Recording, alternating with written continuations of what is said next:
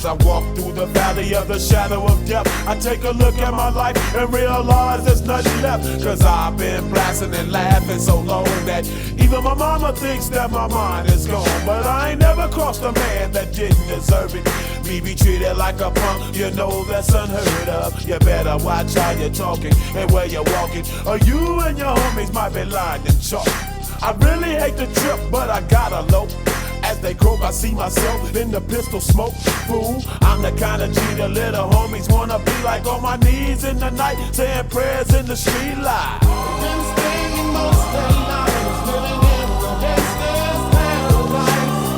They've been spending most of their lives living in the gangster's paradise. We keep spending most of our lives living in the gangster's paradise. We keep spending most of our lives living in the gangster's paradise. Look at the situation they got me facing. I can't live a normal life. I was raised by the state, so I gotta be down with the hood team. Too much television watching got me chasing dreams. I'm an educated fool with money on my mind. Got my tin in my hand and a gleam in my eye. I'm a loped out gangster, set tripping banker, and my homies is down, so don't arouse my anger. Fool, death ain't nothing but a heartbeat away. I'm living life, do or die. What can I say? I'm 23 now, but will I live to see 24? The way things is going, I don't know. Tell me why are we so blind to see that the ones we hurt are you and me?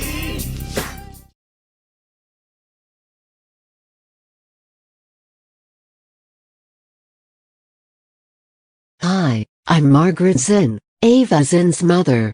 And I am here to tell you one special tale that involved one of my children firsthand. Melissa Long was supposed to be here, but I think she's dead. Anyway, Ava came out of my ex-husband's penis, planted the seed and popped out of my vagina, and now she made this. We will start by going back to April 18, 1996. Ava, Albert, and I were living just outside of Van Buren in unincorporated Lantis, Indiana.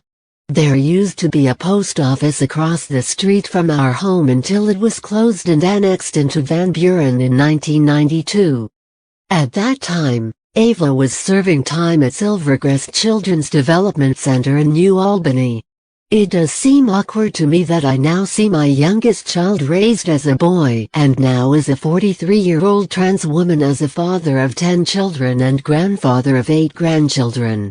You really don't see many of these so-called young grandparents in their mid-30s or in their 40s. Yet Trista Sellers and Lindsay McClure are just 2 of the grandmothers, and I know down there they're doing a fine job just as Ava is. I once believed that order and conformity were the only truths this world needed. In my eyes, discipline was salvation, a way to shape everyone in my image. But time has a way of unveiling the cost of such rigidity. Frank, or rather, the person I once knew as my son, evolved into someone altogether different. A transgender daughter, Ava, a soul who dared to defy every expectation I set, who dared to become what she truly was meant to be. I see now that my uncompromising stance only fostered suffering, not only for Ava, but for all of us who were caught in the web of my strict commands. Had I embraced change rather than battled it, perhaps I could have learned the true meaning of love, unconditional and transformative.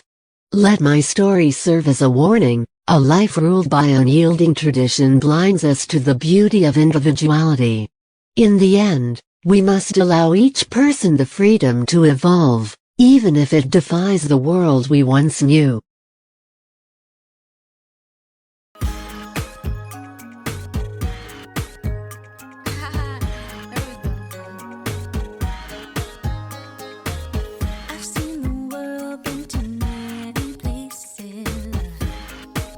Frank, I don't want you dressing like a girl. It hurts me to see you stray so far from what I expect. And I'll be damned if I let you follow in those same footsteps. Mom, I always knew you wanted a daughter. I know. But not like this. If I truly wanted a daughter, I would have birthed one. Look, your cousins Linda and Patty are already having baby girls on my side. Meanwhile, your cousins Sharon and Carol have only sons. There's still time for them. Not for me, at least not anymore. Your cousins, everyone's following the proper way. Frank, you must stop confusing everyone. Seriously, you two are driving me up a wall. Can't we have one morning without turning it into a battlefield? Grandma, why are you nice to Uncle Albert and not Daddy? Sammy, it's complicated. One day, your daddy will tell you the whole sad story. But Daddy's always nice to me, Grandma. He's always nice. Thank you, Sammy. Frank, you need to stop confusing her. I'm not confusing her, Mom. I'm just being honest about who I am. I'm not gonna raise her to hate or fear what's different. Don't sass me, boy. You ain't too big for me to give you a licking. Don't you tell me what to do. You ain't my parent. I'm your parent. Your dad won the war. Even your idiot friends, Hurd and Everman, knows that. Oh, Mom, Robin and Holly are just kissing up to you. 2 hours later. Hey, Frank. I was waiting for you. How's it going, man? Hey, Alec. I'm managing, just trying to keep my balance on these wheels and in life, both. I know things have been rough the last few years. I also heard Sammy's at that daycare just blocks away from here. How are you holding up with all that? It's a juggling act, Alec. It's not fun. Amanda's at that middle school up in Fort Wayne, working hard to make things work. Sammy's growing up so fast at daycare. Sometimes it feels like everyone's moving on while I'm still piecing it all together. Listen, I'm your friend. You're the only guy who's ever really understood the chaos in your life, and I'm here for you. You've got to live your truth. Don't let the expectations weigh you down. Thanks, Alec. It means a lot. I felt torn between who everyone expects me to be and who I really am. Especially with Amanda, Sammy, and my mother. Sometimes it just feels like I'm living two lives at once. You know, man, every challenge you face is an opportunity. Even if you feel pulled in two directions, remember that being honest about yourself isn't confusing anyone. It's authentic. Amanda knows the real you, and so does little Sammy. And I've seen every side of you since Northview Elementary back in '93. Sometimes I just wish I could just merge those two lives into one. Instead, I feel like I'm always walking a tightrope between expectations. Wait a second. Sammy lives in primarily part-time. One day, it'll all come together. You're building the foundation for the real, integrated you. Trust that every tough decision is part of that journey. I appreciate that, Alec. It's a heavy burden sometimes, but knowing I'm not carrying it all alone makes all the difference. Ah, all right. Sounds good, Alec. Thanks for always being here.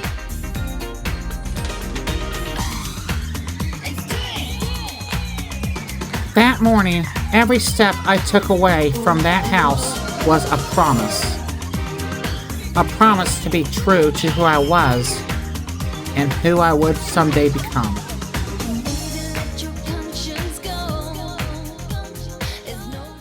One hour later. Hey Carly, what are we doing in shop class? Still working on the mousetrap cars.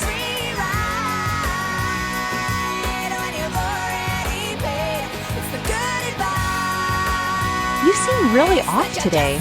Everything all right at home?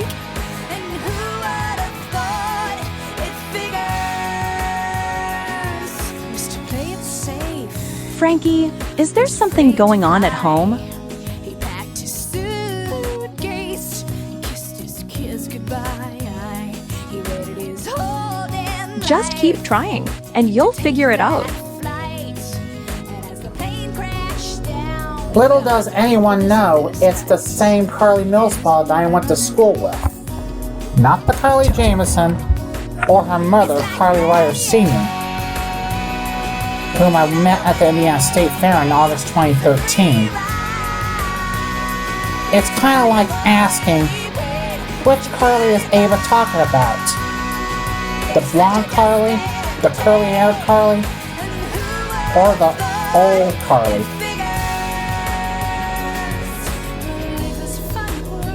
By the end of this day, I learned that Carly Millspaw and Caleb Asher would blow the whistle on corruption, and that my own path was shadowed by curses that patterned themselves over decades.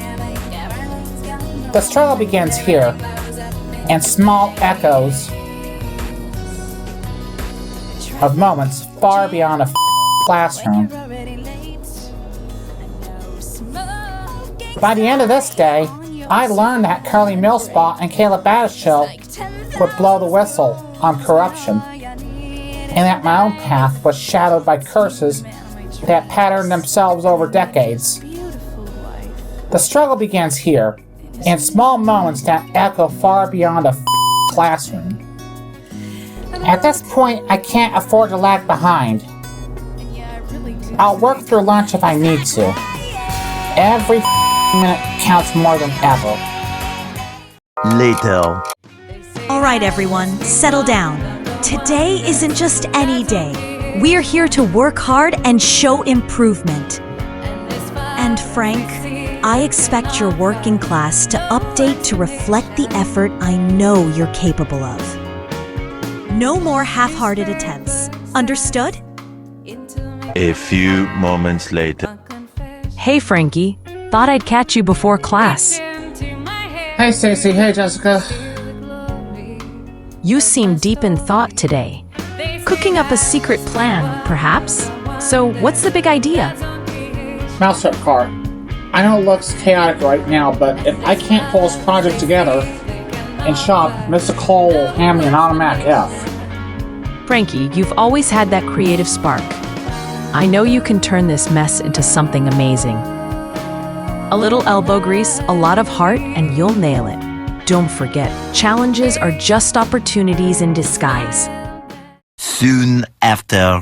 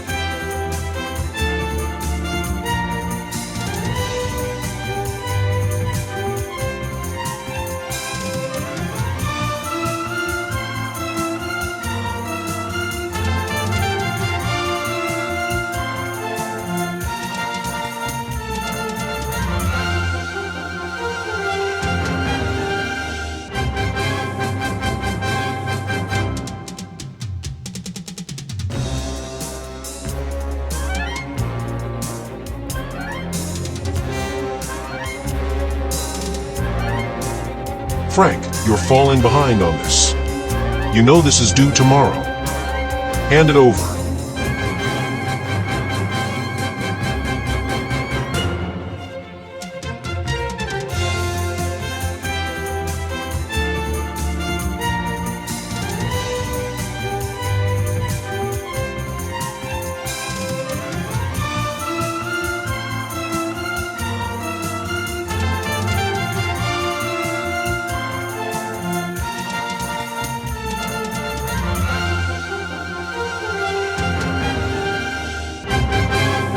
Frank, this should have been done days ago. Hand it over.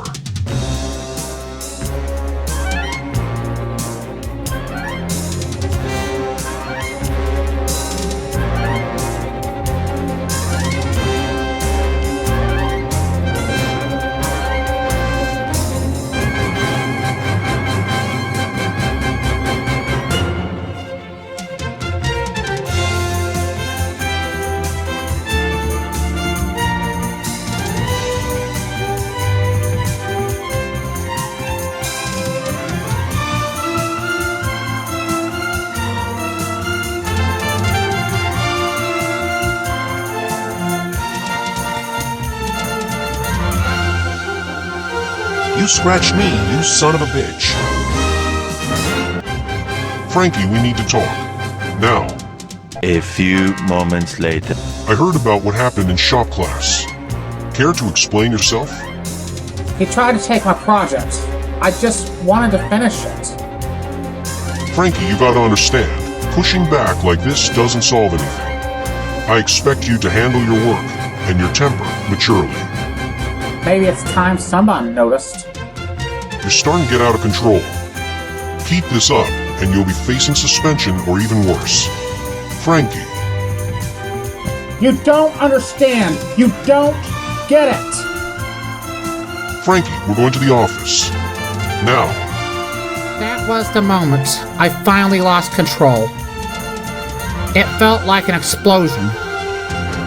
You know, the kind that left nothing untouched. Reminiscent of the Oklahoma City Murrah Federal Building almost a year before. And it was then, in that raw, unfiltered display, that they finally saw me. I'm sorry. I just couldn't take it anymore. Every tool I picked up that day was another piece in a puzzle of who I'd become. I know you meant well, Frankie, but passion isn't a substitute for control. There's a better way to get your voice heard and to finish your work. Even as I transformed into Ava, a daughter, a partner, and a trailblazer, I learned that sometimes the hardest lessons are the ones you pay for in shattered glass and raw emotion. We interrupt this program to bring you a special report from the Channel 13 Eyewitness News. Good afternoon. This is Ryder reporting. We're interrupting Lisa to report that there is an incident in Gas City, which is in Grant County. Authorities are investigating an incident at R.J. Baskett Middle School, where reports of a student allegedly causing significant property damage have surfaced. Officials with the Mississauga Community Schools are working to determine the circumstances surrounding this event and have assured the community that safety measures are being implemented. We have a crew heading on the way to Gas City on the ground, and we have Chopper 13 in the air. We expect to have pictures momentarily. We'll bring you updates as they develop. We'll have more on Channel 13 Eyewitness News starting at 5. From the Channel 13 Eyewitness Newsroom, I'm Ann Ryder, and now back to Lisa. This has been a special report from the Channel 13 Eyewitness News. We now return to our regular program. We interrupt this program to bring you a special report from 21 Alive News. Good afternoon. This is Keith Edwards in the 21 Alive newsroom. We're interrupting One Life to Live with breaking news coming out of Gas City in Grant County, where local officials are responding to the unfolding situation at R.J. Baskett Middle School in Gas City. Witnesses report a student allegedly damaged property during a heated altercation that left a teacher badly injured. School administrators from the Mississauga Community Schools in Gas City have yet to release an official statement, but sources confirm the investigation is ongoing. We'll continue to monitor the situation. That's all for now. Stay tuned to 21 Alive News for updates on these and other stories, and we will see you starting at 5, right after Oprah. From the 21 Alive newsroom, I'm Keith Edwards, and now back to One Life to Live. This has been a special report from 21 Alive News. We now return to our regular program. April 18, 1996. It was a day that shattered old traditions and forced each of us to acknowledge our truths. I was working at No Sir Gifts in Van Buren, while at the same time watching all my children, witnessing our small community begin to transform in ways I never imagined. I remember as a high school junior being at Bishop Dwenger like any other day. Yet my sister Amanda remembered it very well. A day when I could even feel the first shattering sound echo, reverberating 50 miles north through the hallways of Bishop Dwenger. It was something inside all of us, an unspoken call for change. That chaos still echoes in my heart today. I do remember working on a major test at Dwenger, one I studied so hard for that I ended up with a B on the test. In that state of anxious focus, I leaned over to a peer, whose name I can't even recall now, and whispered, "Did you hear what they just said? This isn't some random incident. It could change everything." And now, looking back, hard to believe it's been 30 years. Every rumor, every headline feels like the past is clawing its way back into the present. And I'm still trying to make sense of it all. It's really moments like these that pushed me toward journalism. After graduating from Bishop Dwenger, I went off to the University of Minnesota, driven by a need to capture truth. And it's that same passion that led me to marry a fellow journalist, my wife Rachel, whom I met when she was still known as Ray.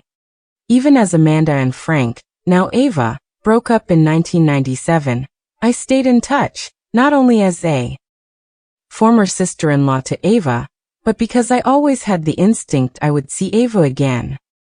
Such a shame that my sister died in 2014 from that cocaine and sex addiction, while my brother passed in 2022 from natural causes. My mom witnessed that day through the lens of a reporter and as a neighbor. It was as if the world decided it was time to let go of outdated expectations, no matter how painful the reckoning might be. She can also recall the phone call from the late Marshall Davidson that day. His voice, heavy with alarm and resolve, cut through the chaos. I still overhear that conversation of my mom and him say, "Robin, what's happening out there? It's not just chaos. We're witnessing the birth of a new era." His words weren't mere headlines. They were a rallying cry to confront our deepest convictions. That call underscored the flux of our community. Marshall's trembling yet determined voice carried the weight of transformation. In that fleeting moment, I realized we were all part of something much larger, forced to reckon with both our pain and the promise of our future. As for me, I was a kindergartner at Northcrest Elementary School in Fort Wayne that day. My world was so young, yet the echoes of that moment have never faded. Even at such an early age, I was 6, I sensed something monumental stirring, a subtle shift in the very fabric of the life I knew. I remember clutching my mother's hand that night, watching in wide-eyed wonder as the familiar comfort of home gave way to an uncertain, unknown future. It felt as though the night itself whispered that nothing would ever be the same again. In that fractured moment, from the hushed words my mom gently shared amid the confusion and whispered panic, I learned that transformation can be both frightening and beautiful. I discovered that even the smallest voice, a child's voice, can herald the dawn of something entirely new. That day, laden with loss yet illuminated by unexpected hope, taught me that every break can lead to a fresh start. After my mom died from a stroke in May 2012, I inherited so much of her strength, wonder, and resilience. Those memories of her warmth and compassion continue to guide me every day. But as time goes on, I notice my relationship with Ava is different now. I don't spend as much time with her as my mom Robin once did, and that distance leaves an unmistakable gap. I'm learning to forge my own path while carrying the legacy of my mom. Each of these voices is a testament to the fallout of that day, a day marked by chaos, heartbreak, and ultimately, rebirth. In confronting our deepest conflicts, we dismantled the old to embrace a future built on empathy and truth. As our community continues to evolve, let these recollections remind you that from every fracture, there is a chance to rediscover our humanity. Thank you for listening, and for joining us as we move forward, together.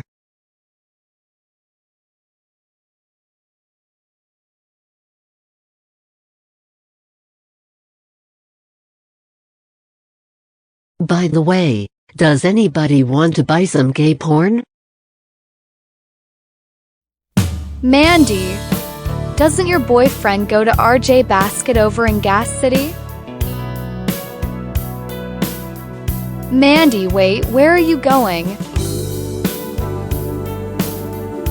Amanda, stop. You can't leave. Come back here. Amanda. Amanda. Amanda. Amanda, listen to me. This is not the way to handle it. Dad, you need to listen to me. This is important. Amanda, slow down. What's going on? I was watching the news at school. I think it's Frank. I think he's involved in the incident at our J Basket. Okay, Amanda, let's not jump to conclusions. Dad, I know it's him. Please, I need you to check right now. All right, hold tight. I'll find out. Amanda, you could be right. Maybe it's Frank, or it could be another student. I just cannot confirm the story yet. I don't have the details. Dad, you have to check again. You've got to believe me on this. I know it's Frank, I just know it. All right, Amanda, I'll make some calls. Stay where you are and keep calm. Robin, I need some information on the incident at RJ Basket Middle School.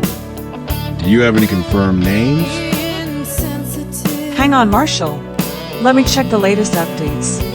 Yes, I've got confirmation. I'm so sorry, Marshall. It is none other than Frankie Zinn, unfortunately.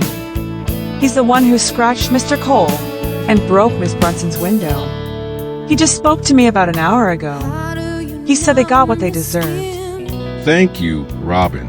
Gosh damn, woman. You sure sound so upset at this. Are you sure you are really friends with him? Are you talking about the same Frankie Zinn who's dating my Amanda and has my first granddaughter with? Am I hearing this right, Robin? Marshall, he's been like family to me for years. But this is hard for me to process, too. Frankie's been struggling, and I think it all finally boiled over today. Thanks, Robin. I've got to really relay this to Amanda. Soon after. Dad, what's the update? Is there any news yet? Amanda is confirmed. I'm sorry. It is Frankie. He was involved in the incident. I knew it. Amanda, listen to me. Frank is going to be okay. The school has him secured, and they're taking every measure to keep him safe until the end of the school day. I have to be there, Dad. He needs me now more than ever. Amanda, just try to stay calm. Let the school do their job for today. I promise you, you'll see him soon. I know how much you care. I need to get to him, Dad. I have to be by his side. I can't just sit here. I'm coming. I understand. Amanda, just wait until the end of the day, and then go to him. I know your heart, and I know you'll be there when he needs you. Just hold on a little longer. I'll hold on, Dad. I promise I'll be there for him. Amanda, are you all right?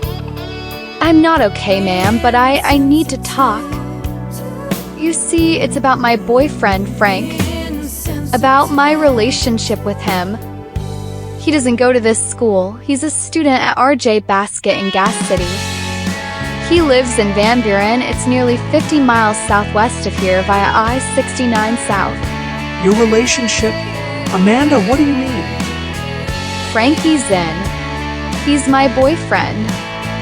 I've been with him for 3 years now. He's more than just a person to me. He's my responsibility, my heart. He lives in Van Buren and he attends RJ Basket Middle School in Gas City. Over the years, I've watched him grow and blossom, but I've also worried for him constantly.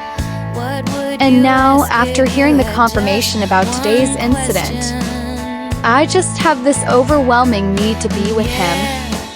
Ever since he was little, I've been by his side, cherishing every moment. I've faced challenges with him, supported him, and loved him. But today, hearing his name connected to what happened, it broke me. I can't bear the thought of him suffering alone. I'm sorry, Amanda. Are you saying you've dedicated your life to him? That your heart, your every thought is tied up in his well-being? Exactly. Frank isn't just a name on an attendance sheet, whether it's here or in Grant County. He's my first love, the person who taught me what it means to care so deeply it hurts. We started dating in 1993, and we have a daughter together, Samantha. She's only 3. Amanda, you're already a mother? A teenage mother at 14? Yes, I am. Samantha is my world, just like Frank is. She's the reason I wake up each day with a sense of purpose. Everything I do is for her and for Frank. I had no idea. Samantha is just 3? That must be a lot for you to juggle for a girl your age. It's not easy, but it's worth it. Frank and Samantha, they're my family. They give me strength, even on the hardest days. And right now, I need that strength more than ever to be there for Frank. You truly love him. You love them both. It's extraordinary how much you've taken on. I'm not sure I've ever seen anything quite like this. Frank isn't just someone I care about. He's my first love, my partner, my family. Samantha is the joy in my life that I never knew I needed, and I won't let either of them face their challenges alone. That's not the kind of person I am normally. Amanda, thank you for sharing this with me. I understand now why this moment is so critical for you. I'll do everything I can to ensure your concerns are heard at RJ Basket. Thank you. I just need you to understand this isn't about protocol or policies. This is about love, about family. It's about protecting the people who matter the most to me, no matter what. Do you have any idea what you've done, Frank? You've brought shame to this family, scratching a teacher? Breaking a window? What a Sam Hill were you thinking? That's no excuse for acting out. You've embarrassed yourself and everyone around you, including Samantha and your girlfriend. Don't you even think about defending him, you little sorry bitch ass, Frank's girlfriend. You're just as responsible for his behavior, and you'll face the consequences too, you dirty little bitch. You'll be spending the rest of the summer in punishment, Frank. And as for you, Samantha, you're staying with me. Frank needs to learn about responsibility. He must truly care about family for once. And you, Frank's girlfriend, don't expect to see him for a long time. That's enough, Frank. You're grounded indefinitely. No visitors, especially not Robin or Holly. And no TV. Margaret, what the do you think you're doing? Marshall, I don't recall inviting you into my home. Don't even start with that, Margaret. I've just about had it with you. I have had enough of your games. Frank needs discipline. And unlike you, I won't coddle him. Discipline? This isn't discipline. It's cruelty, Margaret. I ought to report your sorry ass to the Indiana Department of Child Services face. Don't you dare tell me how to handle my son. Just look at him, Margaret. You think isolating him, punishing Amanda, and cut him off from everyone who cares about him is going to fix this? He scratched a teacher and shattered a window. That's not acceptable behavior. And it needs to be corrected. And do you think for one second that suffocating him is the way to do it? Margaret, he needs support. He needs people who will actually listen to what's going on inside his head. Not some heartless dictator who only cares about power and control. He doesn't deserve this, Mrs. Zinn. He's been through so much already. Mrs. Zinn, please. I've known Frankie for as long as I can remember. I've seen him laugh, cry, and dream. What you call punishment is only deepening the pain he carries. Don't let anger, however justified, rob him of the compassion he desperately needs. You stay out of this, Frank's girlfriend. You too, slutty whore. Frankie needs us right now. All of us. This is my house, and I make the rules for my children. Mrs. Zinn, we're not here to fight you. We're here because we care about Frankie. He's not the defiant boy you think he is. And he's struggling. He is a girl stuck in a boy's body, and I know he will be a girl still stuck in a boy's body for quite some time if you keep this up. What are you talking about? Mrs. Zinn, Frankie needs to be able to express who he is. Punishing him like this won't solve anything. It'll only push him further away. Frankie's the same person, Mrs. Zinn. I want you to see him for who he really is. Just think about this.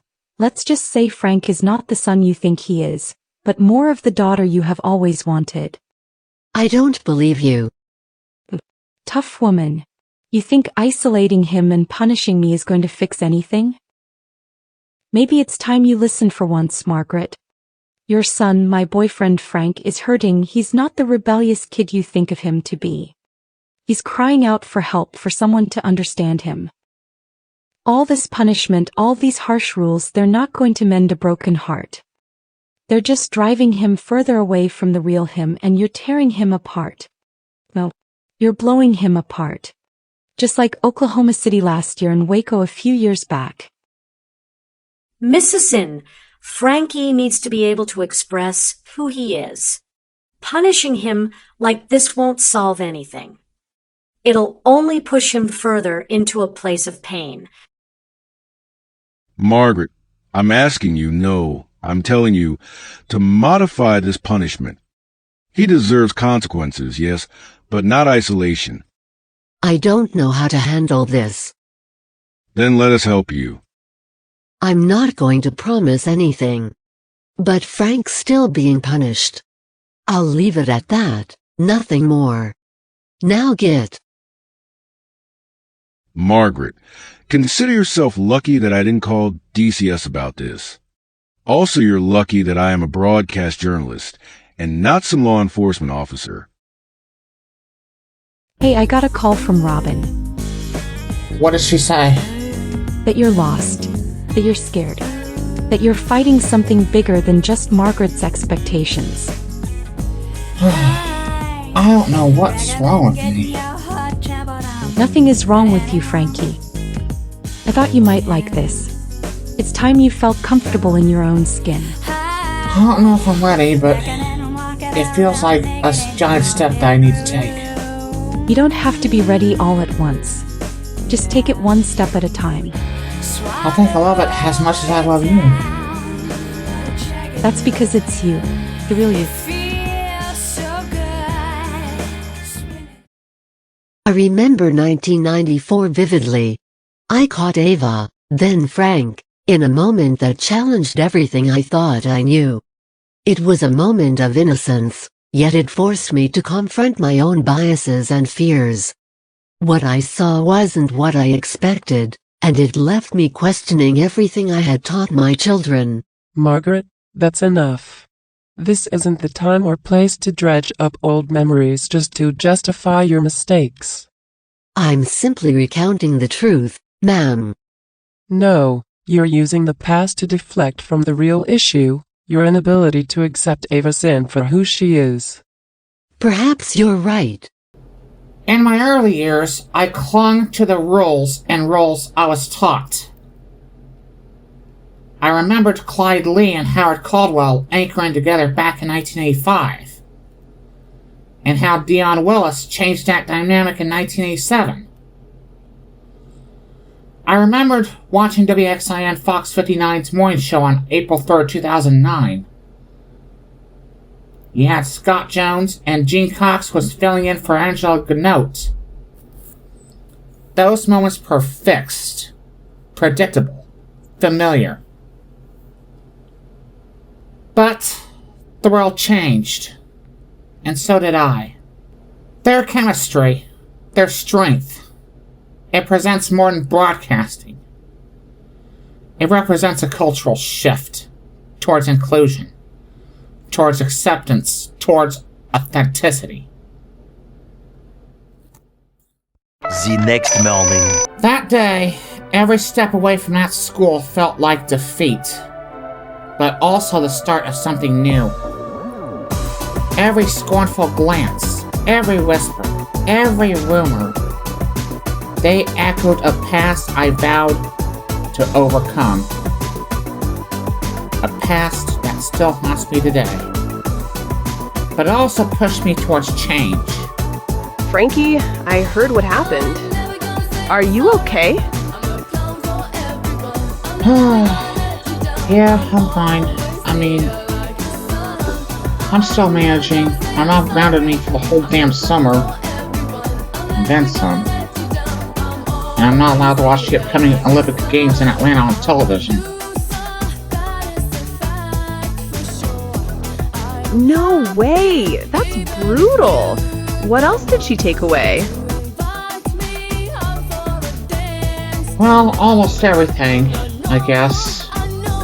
Can't watch any TV now, no Wheel of Fortune, no Jeopardy, no Who's Your Millionaire, no Rescue 1, not even Roseanne. It's like I'm doomed to a silent summer in a TV-free bunker with my kid Sammy. That really sucks, Frankie. I wish there was something I could do. Hey, Frankie. I know things have been rough lately. I saw you. You looked really upset yesterday. I just want you to know we all care. It's like you're facing all this alone, and that's just not fair. Frankie, can I ask you something? I sensed something you said in math wasn't right yesterday. Were you really that angry? Or is it just all this pressure from everything that's happening? It's complicated, Carly, but it's more than pressure that boiled over.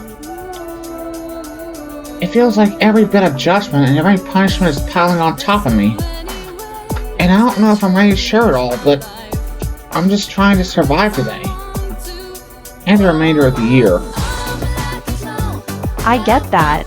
Just, if you ever want to talk, we're here, okay? Sometimes just knowing someone understands can lighten the load a little. Hang in there, Frankie. Sometimes a little rebellion and some good friends can get you through even the hardest days.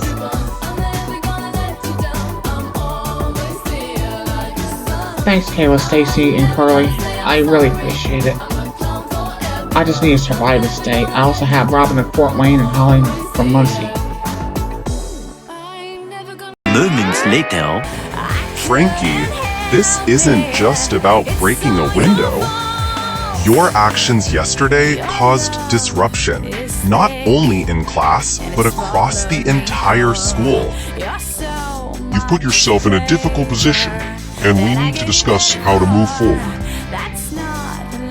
We've reviewed your disciplinary record, and while we're not suspending or expelling you, there will be consequences. You didn't fail your mousetrap car project, but you didn't excel either.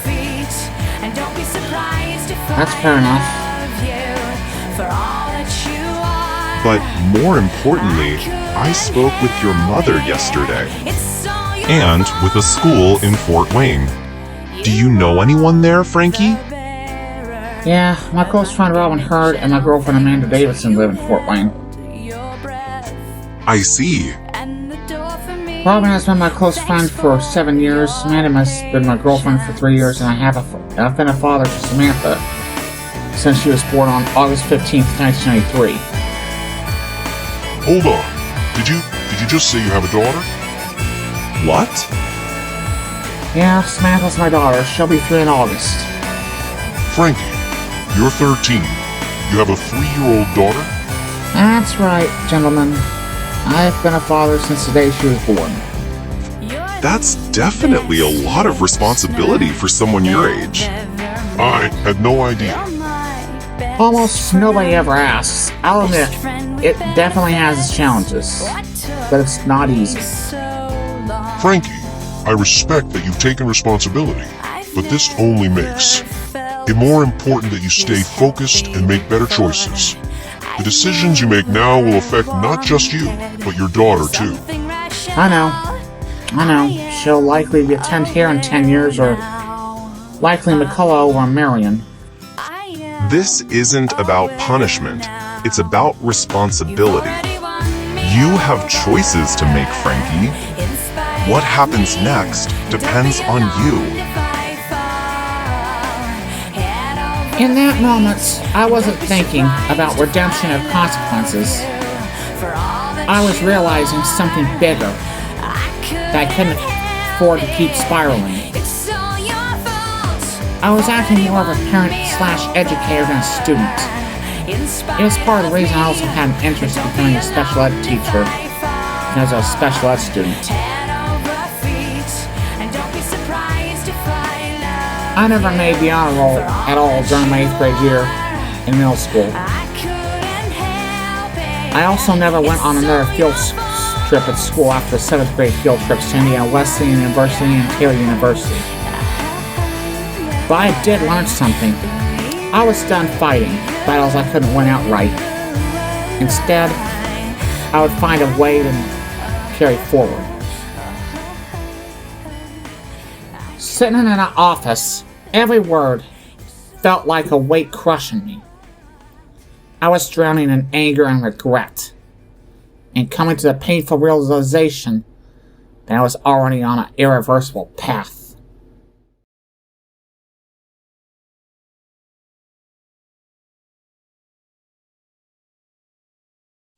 Hey, Grandma, how are things? I didn't plan for this. Do you think I planned for this, Sammy and Tom? Oh, Grandma, you deserve better than this. You know how it is. You dimmed the lights, put on a little Johnny Mathis on the cassette player. You like Johnny Mathis, Sammy and Tom? Yeah. Love him. Bee Gees, too. Next thing you know, I'm physically disabled. My kidneys, my liver, failing. I have diabetes, and Sammy, you have diabetes. God knows it's only a matter of time before your daddy gets that gene. And maybe your half-sibling might too. Your daddy's got autism, and Uncle Albert's got epilepsy. We both have our own problems, Missy. I'm sorry we never got to go for that ice cream cone, Sammy. Looks like we're not gonna get the chance with you, Tom, Tim, and Cheryl. You should put that money into life insurance, Grandma. Best thing you could do. I'm worth more dead than alive. What do you mean, Grandma? Is there a price on your head? Probably. Here's something to think about. I've even written you a letter of recommendation for the Army and Navy. It's either that or marry one. Keep it for when you turn 15. Daddy, Grandma's starting to act all weird. She kept talking about fortune, life insurance, and marrying someone in the Army or Navy. Hey, Mom. I wanted to say I'm sorry for what I did 3 years ago. Oh, Frank, don't apologize. You gave it everything you had. And if there ever was a contest on who's the better parent among the three of us, Albert, me, and you, well, you'd win hands down. I mean, you made Sammy, Tom, Tim, and Cheryl with 2 women. Albert made Weasel, Lee, Shayla, and Renee with 1 woman. All I made was you and Albert. Thanks, Mom. But what if I just keep trying and it doesn't happen? Well, then, you had the fun of trying, baby boy. I still have to that talk with you about the birds and the bees. Actually it was Mandy in 1994, and Carol in 1995 who had that talk with me, as did Robin and Holly recently. Carol is gay. I knew I had that talk with Albert. She would never fully understand, but in that moment her words and my silence spoke volumes. I had fought, and I had won the battle, but I didn't win the war until May 11th, 2002, the day after my mom died.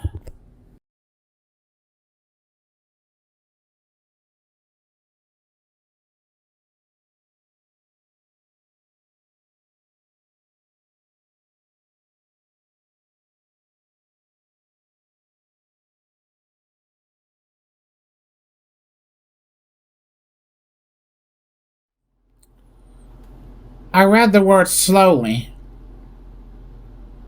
In the past 4 weeks at Indiana Wesleyan University, it has become evident that the environment here is not conducive to achieving the education or fulfilling the goals you have set for your life. The stress of college has impaired your ability to care for yourself, and you have not met our academic or personal standards. You report failing classes and incomplete assignments and detailed not getting enough food, being forced to move repeatedly, enduring ongoing family struggles, and facing significant challenges such as financial and transportation difficulties. You lack sufficient coping skills. Effective today, you are to leave this institution and no longer have access to IWU property. Should you wish to return, you must submit a signed release permitting open communication with IWU Student Support Services for psychiatric psychological support.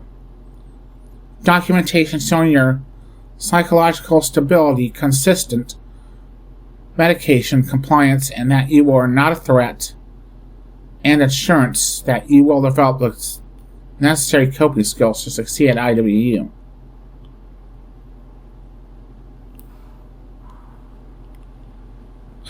Why didn't anyone give me a chance to prove I can overcome this? I never asked for this. 3 hours later. Robin, it's me. I've just been disenrolled from IWU Marion. This is a breaking story. You need to cover it. I don't know what else to do. No. Robin, this is very bad.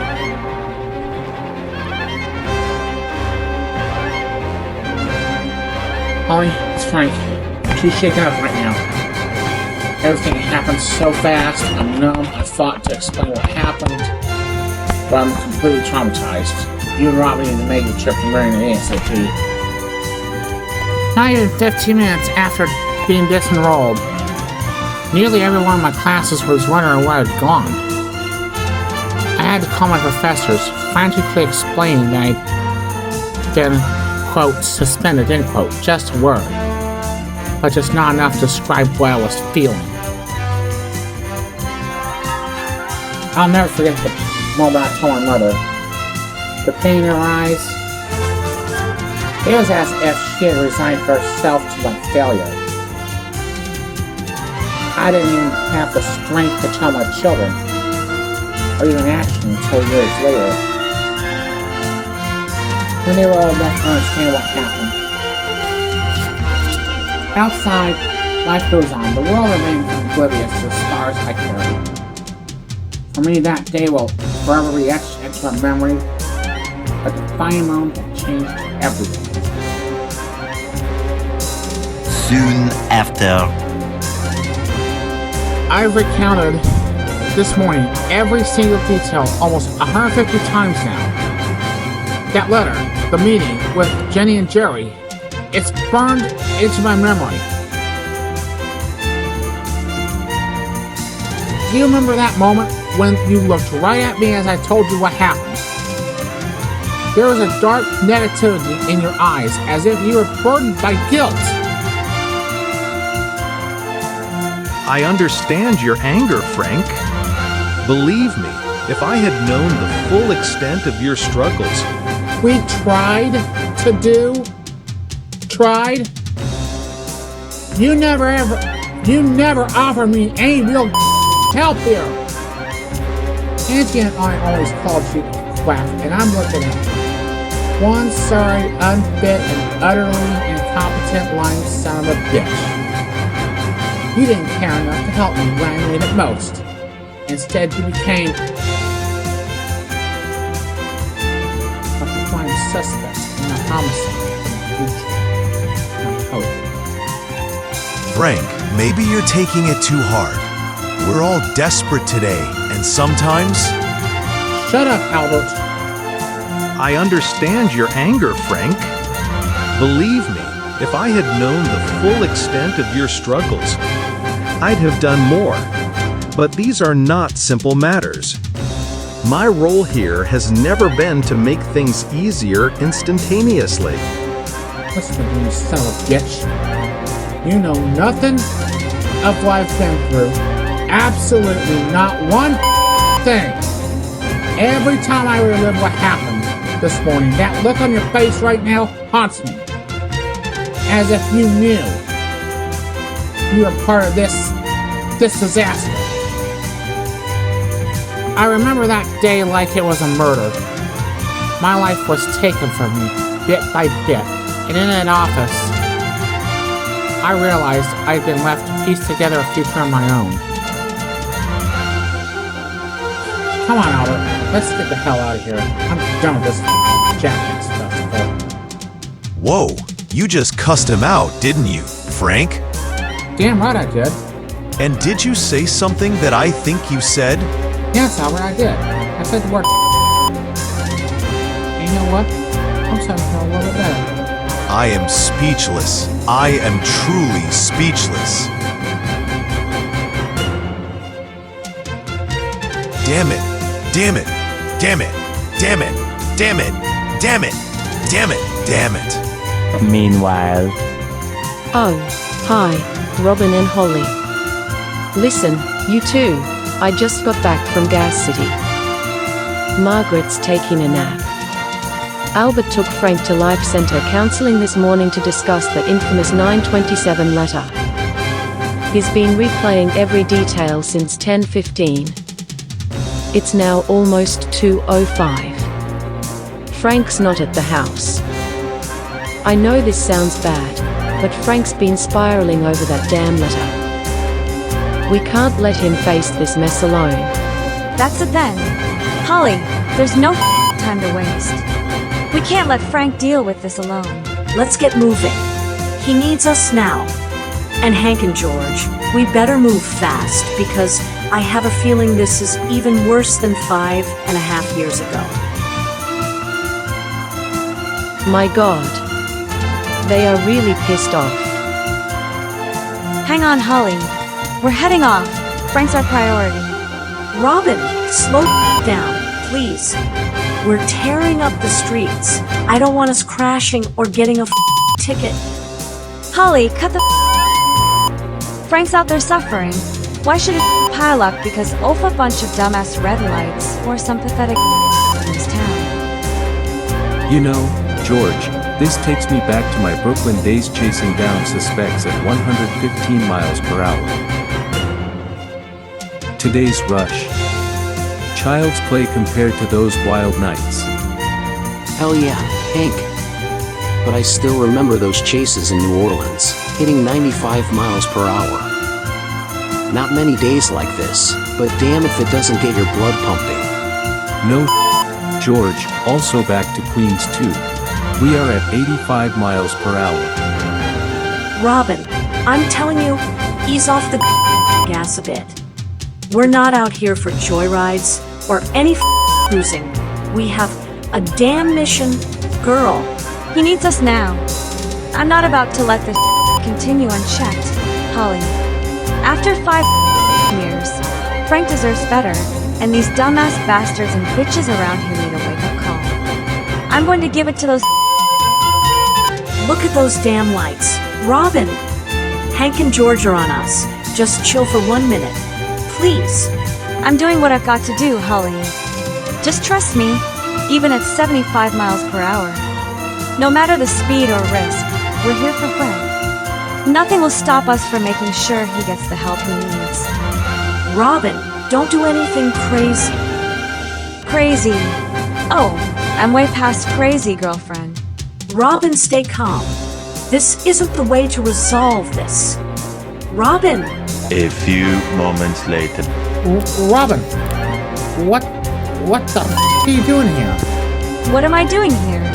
I heard what happened, Frank. Angie alerted me when I arrived in town. And or should I say Holly and I are not going to sit back while you're left to deal with this mess alone. And what the hell do you think you're gonna do about it? Robin, put the gun down, please. This isn't helping. Robin, for God's sake, stop it. I'm gonna make sure you don't screw this up any more than you and Margaret already have for Frank. And I have a feeling that something like this was happening already. You really think I'm gonna watch your brother throw a fit and let Frank suffer alone? Frank needs us, and you're only making it worse. Whoa, Robin, I get it, but this isn't the way. Put the gun down and let's talk. Frank, you've got some nerve. You definitely got loyal friends. Security too? Yes, Albert, we work for Frank. Your mother is the one who hired us back a few years ago because he was 16. We're here to make sure Frank gets the help he needs. Yeah, you're darn right I do. And I'm gonna need more than ever after today. I'm looking at Robin and Holly right now. I'm blessed.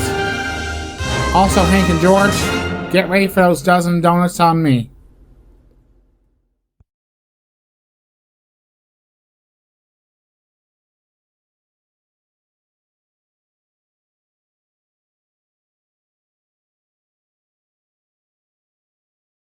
Honey, I don't want to put too much pressure on this moment, but now is the time to say whatever needs to be said.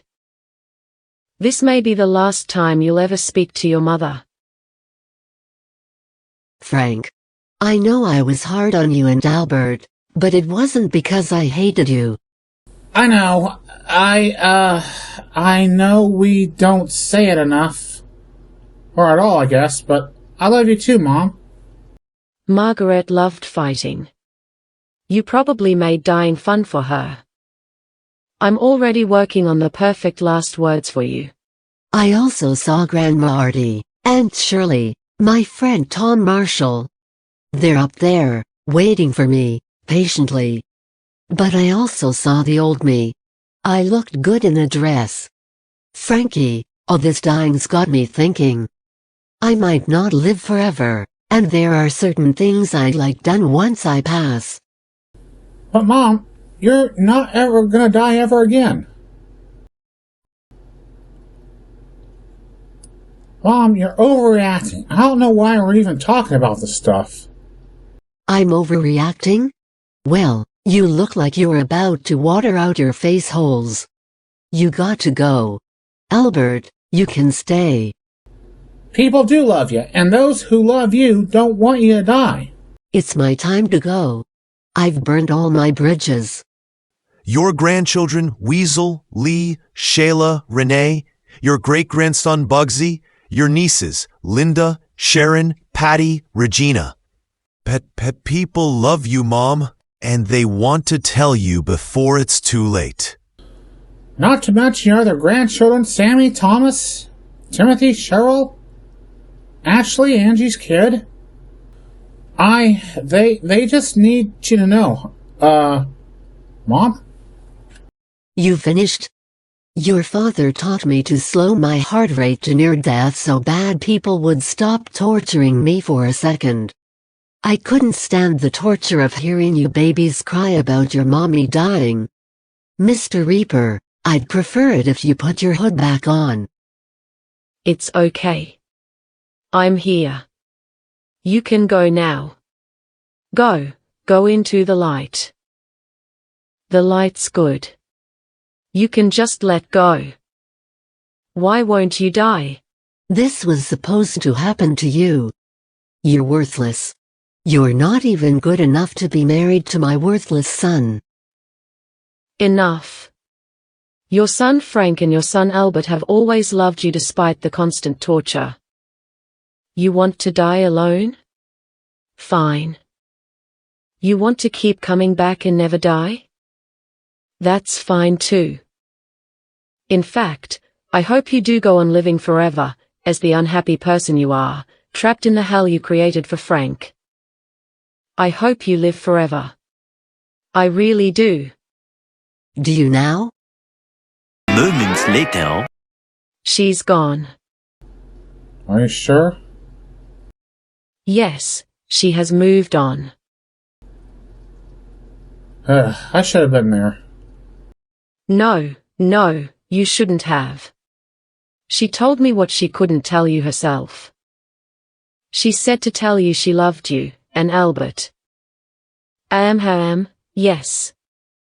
She said she was sorry for the way she treated you and that she wished she could have said it herself. I don't want to cough her head, Angie.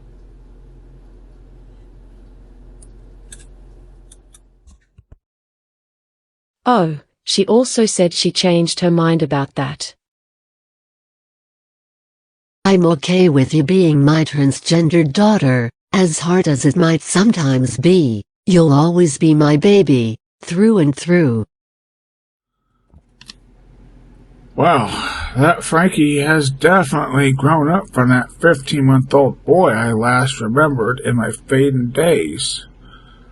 It's a truly wonderful dollar I never knew I had all along. And if there's still a preacher lurking in this house who fancies baptizing, I'd like him to drown my transgendered daughter Ava. But don't get me wrong, Mr. Joey Ryder, I've always admired a man in the Navy, Army, or Armed Forces. Still, Willis took advantage in his own way of these trying times. All right. I've had enough, Mom. Don't you speak to me like that, you ungrateful Trani girl. I'll let you know when you've had enough. First of all, that remark is utterly unacceptable. And no, Mom, I know the truth. Whether you admit it or not, you are the mother of a transgender daughter. Me. And you're not talking to her right now. You are also the paternal grandmother of two transgender daughters. My daughter, Tiffany, and Albert's daughter, Leanna. Not to mention, you are the great-grandmother to a transgendered great-granddaughter, Clarissa, Weasel's daughter. And additionally, you are also the adopted maternal grandmother of a transgendered grandson and a transgender granddaughter, Denise. I raised my children differently than you did, with love that lifted us up rather than punishments that tore us down. And I vowed never to make those same mistakes, and I sure as hell did that, Mom. No wonder Dad left you. He was a strong military man, gentle and smart. Qualities I saw in Amanda, Alyssa, Angie, Christy, Kimberly, Marty, and best of all, my wife Brianna. Perhaps you couldn't handle that, but I can. But make no mistake, this confrontation isn't solely about my lifestyle or even about Dad. You're here trying to pin everything on me, but the truth is, it's about a bitter old woman who has spent too long blaming everyone else for her own failings. Oh, I see. You're just repeating what you've been told. You're nothing but a puppet.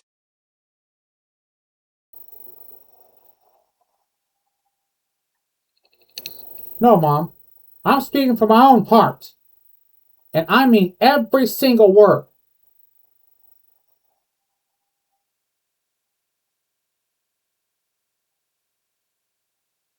Kids, I'm not sure if there's God or heaven, but one thing's absolutely clear. Ava Zing's mother is in a world of trouble right now, and she's not happy one bit. She is definitely in hell where she belongs. Damn! I must be one spoiled rotten cat. Acting like some Karen. But don't dare call my owner a Karen. 'Cause I'll hiss and attack. Holy, that was more powerful than...